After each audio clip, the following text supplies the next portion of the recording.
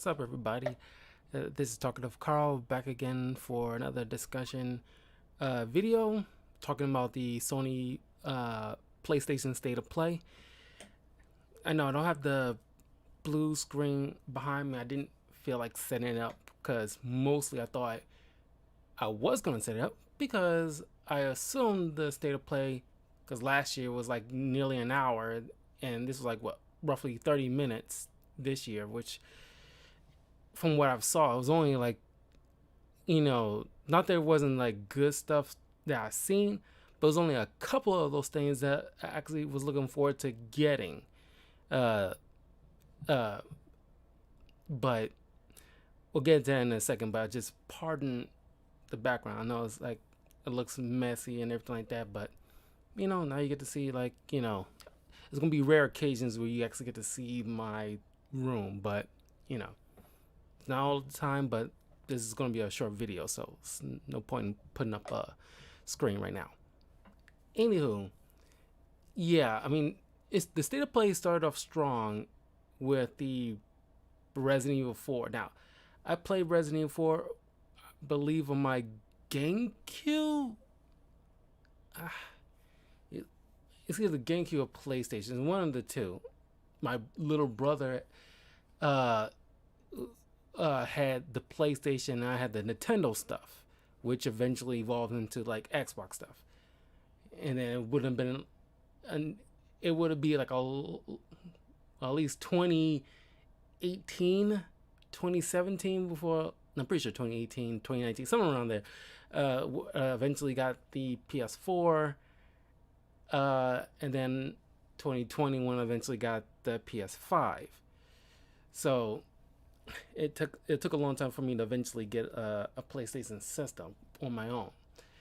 But yeah, I thought like, okay, Resident Evil 4. I mentioned fairly recently in my PlayStation 5 walkthrough of Final Fantasy 7 Remake, which I just posted the first couple of videos up on the channel, so you can check it out, because I happened to mention it there that like Final Fantasy 7, Resident Evil 4 is one of the biggest,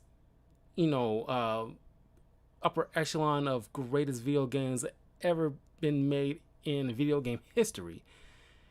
And of course, I think this is more so a VR thing though, and not like a traditional remaster.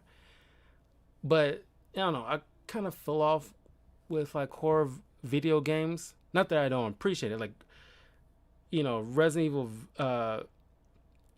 Village with Lady D and everything like that. Even though I didn't play it, I watched other people's walkthrough. It looks pretty dope.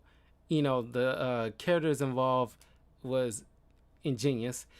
Even though I initially thought that, oh my god, like they introducing vampires and werewolves in Resident Evil, which has been traditionally zombie related a video game. And like when it was first announced, or at least the several months leading up to the release, I'm talking to my friends and like where these vampires come from, like like all these years with like zombies and BOWs and stuff like that, like where the hell y'all been this whole time? It's like if there's any vampires out there, could use your skills just to take down some zombies, but they're just another, not like traditional BOWs, but like, spoiler alert to the story, the guy who created the T virus that Wesker previously worked under made his way to this village with some association with the boss of Lady D, and like acquired some of their power, or essence or whatever, to trying to make somebody like the perfect beings or whatever, like them, but they're degraded or something like that, that eventually led to the zombie apocalypse, and which in some areas like Raccoon City, which of course they, if you know the story, they kind of like bombed the place in the first couple of games. They bombed the entire place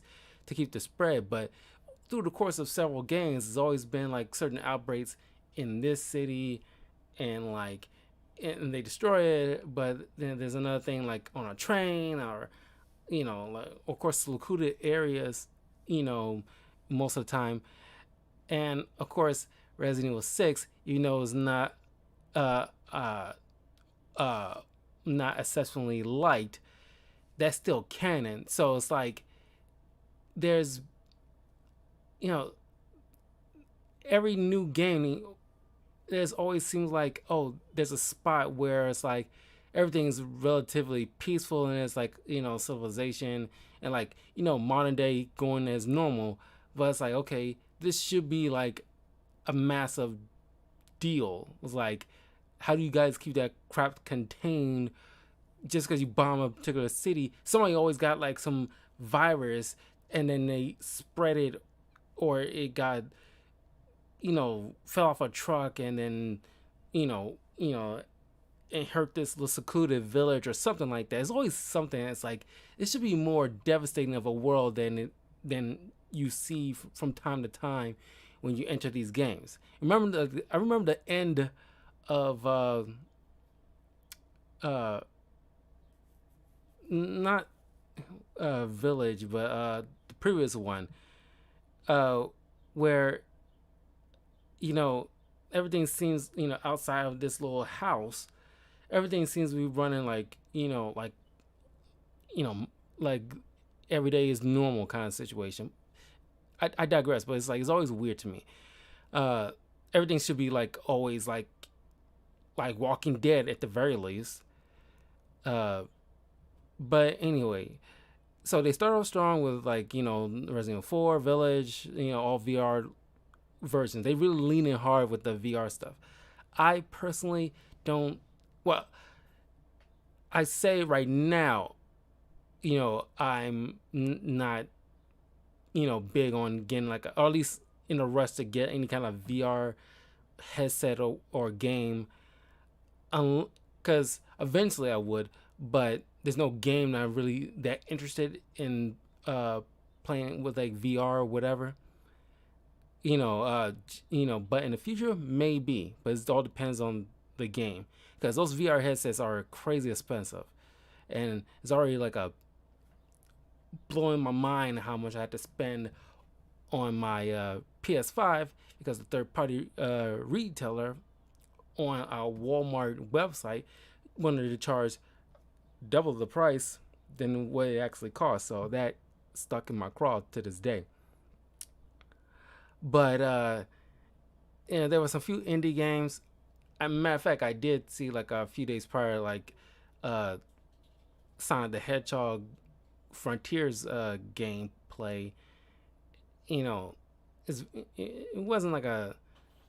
I wouldn't say it wasn't a good gameplay. Everything looks like pretty much like Breath of the Wild, but with Sonic the Hedgehog, which is cool looking, but it's like, man, it doesn't feel like a gameplay. It looked like it lacked something. They really, it wasn't even cinematic. It just seems like, you know, you I want to say you barely running. You're running. At least whoever's playing the game doesn't want to show any kind of bugs, but it's like you're running, but it's like, all right, you got a wide field here, and you can pretty much like run anywhere you want to, but you're sitting there stopping in the midst of, it's like, just gun it. And it's like, just but there's some climbing mechanics. I thought that was pretty cool, but it's like, man, you really didn't. I know it's probably not finished, but like, as you see from the state of play, you see certain gameplays that not necessarily finished, but they actually showed something that's like, oh, there's obviously little touches, but they you get enough from it. But the two games that kind of, well, they did show like a remaster of Spider-Man PS4, but I guess for like the current gen, PS5, and I already played through that twice already. Once PS4, then again on the PS5. Uh, and that game is actually the only game that I recall in my many years of playing video games that I actually 100% it in my entire life. Uh, uh, from my recollection. Uh, no, matter of fact, no. I gotta correct myself. Yes, I did play through the game twice, but the second time I played it is when the first time I actually streamed it. I think. Yeah. No. Here's what happened. I The audio quality kind of sucked. It's my early days of, uh, of the building this channel and what have you. I streamed it first. The audio probably was kind of crappy. I decided to play it again sometime later when I had like well, I don't know if I had like a decent audio quality, but like I tried again. But the first time was 100% it. But I think like I played it a third time, but on my PS5 early last year, I think, or at least leading into early last year. So like, because I think I deleted my like oldest stream of it to make way for like the more better quality, because I felt like, my early stuff, just like my Batman Arkham Knight walkthrough, was one of my first walkthroughs I did for the channel. I did not like the audio quality at that time, so I replayed it again, which is also on my channel, the more updated one. So that way it's like up to a certain standard. But yeah, it's cool they remastering Spider-Man. That's fine, but here's the thing. There's like a few things that they did not show that I was really hoping that they show something of. They kind of like do this gimmick where it's like, oh, we'll show you like, oh, we will remaster something, or show you like some video blog thing of behind the scenes at the gaming company. Is like, hey, people at their desk, have a good time, and like you see them working on like rendering and blah blah blah, and it's like it's like a magician. It's like, keep your eyes on here while my hand is doing something over here, kind of thing. It's like, don't look behind the curtain, kind of. It's just like they trying to like satisfy certain cravings, like giving us a Snicker bar to tie us over until like the main entree comes later on, something to that analogy. But it's like, okay, we love a Spider-Man PS4, and like we love the fact that like we got Miles Morales, like the pseudo sequel or interlude or whatever of that same game, because it was too big to be a DLC. But you have ample amount of time since like early last year, where you show a cinematic teaser of the sequel to this thing, and like, you mean to tell me? I mean, I understand like people are busy and there's a lot going on, building games and what have you, but you gotta sort of something, man. And that's always stuck in my craw. Like, if you announce something, let's say like you announced, perfect example, like, Final Fantasy VII Remake. They announced it around like, late 2015, early 2016, and like it took till 2020 before early 2020 when they eventually released it, and this is before the whole pandemic started. And it's like in between that time you show snippets, and they doing the exact same thing, because they did show a little bit of FF16. And the last time we heard anything about that was like I think couple of years ago. I think it was when they kind of first announced it, I think. But it's like, okay, and these kind of long games, and I know they take the time they need to take to make them great. But when you come to these showcases, at some point within the year time, I mean, maybe not. When you first announced it a couple years ago, you don't have to show anything. Maybe like last year or like this year, you should see something. Okay, and it's like, and then that whole cinematic thing sometimes don't cut it. You know, you gotta show us at least, I don't know, a minute or two of gameplay at the bare minimum, so we'll know like, oh, like, wow, this is just to get us like, not only hype but understand like, oh, they're still obviously still working on it, but just like you get the knowledge that, oh, they're like tightening this up, and this time by next year, it's like gonna be hitting the ground running. And I because like Final Fantasy 16, people waiting for that. We don't want to see like, oh, here's a remaster of FF9. No, he gives a crap. I mean, there's people gonna be giving a crap, but it's like, what we want. Why, like, either, I don't know.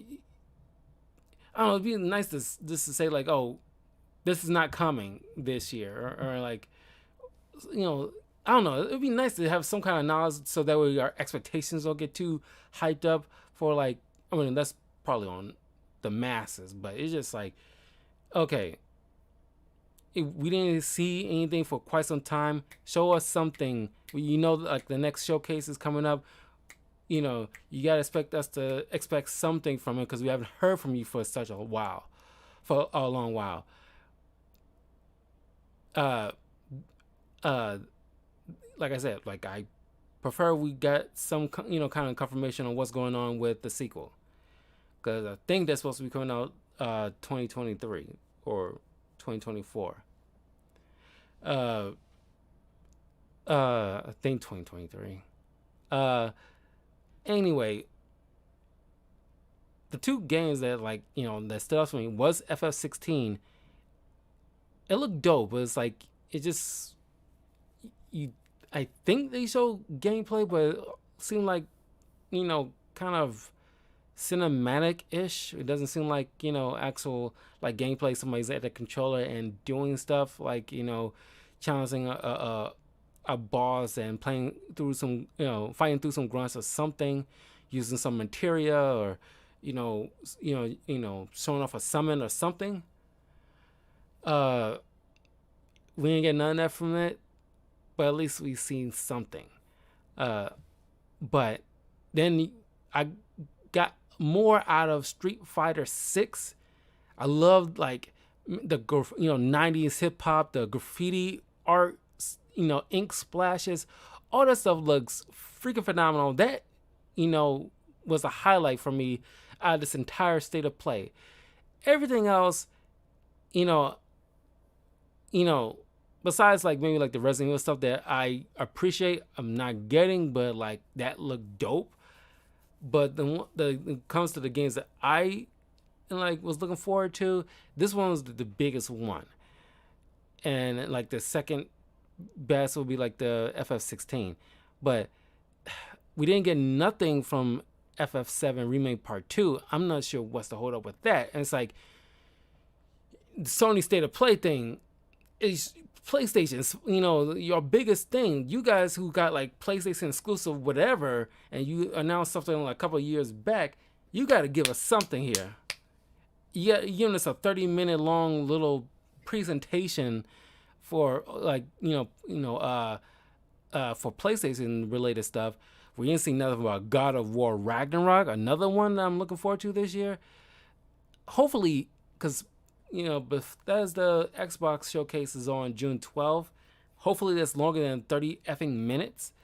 But I definitely want, hopefully, expect to see something more that's like, man, like, because we already got like Halo thing, and we don't have to worry about hearing anything else about Halo Infinite because that took a long time before it eventually released. But you know, you gotta get something. Got my phone charged. I can't like pull up all the stuff that I'm looking forward to for Xbox. But also another thing. I mean, it doesn't have to be PlayStation exclusive. Like Harry Potter is supposed to be coming out. The Harry Potter Hogwarts game that's supposed to be coming out at the end of the year. Now, some of my Harry Potter, my friends who are Harry Potter fans, are not, you know, bare minimum. They're like 50% hype to 80 or 90% hype for it because what they've seen so far uh, seems very, I don't know.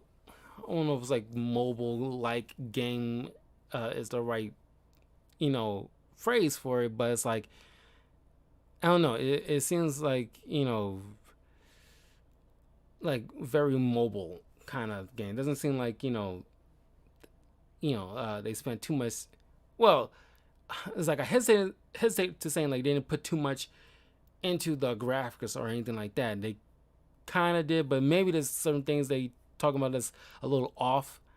But maybe they're just not finished rendering. Maybe I still want to play it because I never played a Harry Potter game, and I'm looking forward to like the whole hat sorting and you know, because it's like the closest thing I get to a Doctor Strange video game is I ever going to get. Because come on with it, like MCU or I mean like just Marvel in general. It's been a minute. Well, I think they kind of held off on like games based off movies, but like you don't have to make a Doctor Strange game based off the film. You can just do the similar. You have Spider-Man as like the foundation of what you can do with a Marvel centered video game for a particular character. Like let's do like a brand spanking new Iron Man game, because I played like the first Iron Man game based off the first movie on my Xbox 360. The entire walkthrough is up on our channels. You can watch all that. But and that's youtube.com/talkativecarl, by the way. But it's like it doesn't have to be connected to any of the movies, but just make a bound to the top Iron Man game with its own story, with like a new rendered, not Tony's, not fake Robert Downey Jr. stunt double looking thing. Just and like Doctor Strange, you so much you can do with like a game. I keep Square Enix away from these things because they clearly don't know dick about making like a top to bottom, standalone kind of game without looking like they took shortcuts. But like there's a Black Panther center video game that could easily be dope with Killmonger at like there's so many other like roles gallery you can like make at least because you got Spider-Man as like the bar. It's like you can apply that very easily to any one of your Marvel properties. Give people some love from Doctor Strange because a lot of people like, are down on Doctor Strange. Maybe not as a character, but maybe because of the MCU. Not everybody have the appreciation for Doctor Strange as much as I do. I love Doctor Strange films. I love Doctor Strange. I love Benedict Cumberbatch as Doctor Strange. Phenomenal, all across the board. And like you can definitely do something, probably based off the comic run that I did, like a comic book review of one of my earliest comic book reviews of Last Days of Magic / Way of the Weird, which you can check out on my YouTube channel. My full review of those volumes, and like you got like this science-based entity from a different dimension out to destroy all of magic, and like you can do something with that. Aside from maybe bringing in certain, well, it's not to say you can't bring in certain characters from the storyline like Scarlet Witch, uh, uh, uh, or like magic from the X-Men, but you can like throw in some other supernatural characters in there, uh, and just like hey, this is a great story, and then build up like like a skill tree of different spells, like you know like a crimson bands of Sidorak or bolts of Balzac, or use a certain equipment like the Book of Ashanti or Eye of Agamotto, upgrade those kind of thing, or like with the Iron Man game, you can like make something like based off armor world or armor wars, or maybe not Demon in a Bottle, but you know what I mean. It's like or just build like an original story, because like from the Spider-Man games, they make a few comic book lines that I really want to do like a review of in the future, because I think those were really dope. Comic books based off the games, like building off stories from the games themselves. They call the Gamerverse. It's like just like a different universe Spider-Man, another universe Spider-Man that they can just like Ultimate or Noir or that kind of thing. You got like a Gamerverse, and I think that is pretty dope. But yeah, like I expected more from this, and it's like I wanted more about FS7 remake, God of War, but you know they're coming.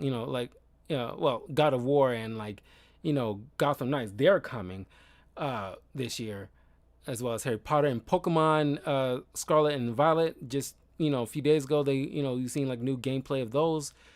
Of course, Nintendo had to throw in a little something here and there, because they don't have like a showcase as of yet. Or did it already pass like a few months ago? I can't remember. But yeah, the state of play, I mean, like, it's not, they wasn't lacking, but it's just I expected more. And there's only a couple of games that they showed this year that I actually got any interest in for. I mean, it's more stuff that's coming in 2023 that I'm interested in, but they only showed 2 out of all that I'm interested in. But hopefully, like I said, Xbox Bethesda, they'll give me something more to it, and hopefully more than just 30 minutes worth of time. But anyway, let me know in the comments below what you guys thought of the state of play this year. Anything that you're looking forward to, anything they didn't show that you expected them to show, let me know, and I will probably see you guys a little bit later tonight. I guess I'll play a little bit more of maybe just an hour of, maybe not 2 hours like I did in the first couple of videos, but maybe like at least an hour of FS7 remake on the PS5. I wanted to do like a spoiler review for season 3 of Yu-Gi-Oh! GX, but I still haven't finished that yet, unfortunately. Some point this weekend I'll get that out, so I can get the jump on season 4, which I think is a little bit shorter, because season 3, I forgot how long season 3 is. But yeah, I'll see you guys later.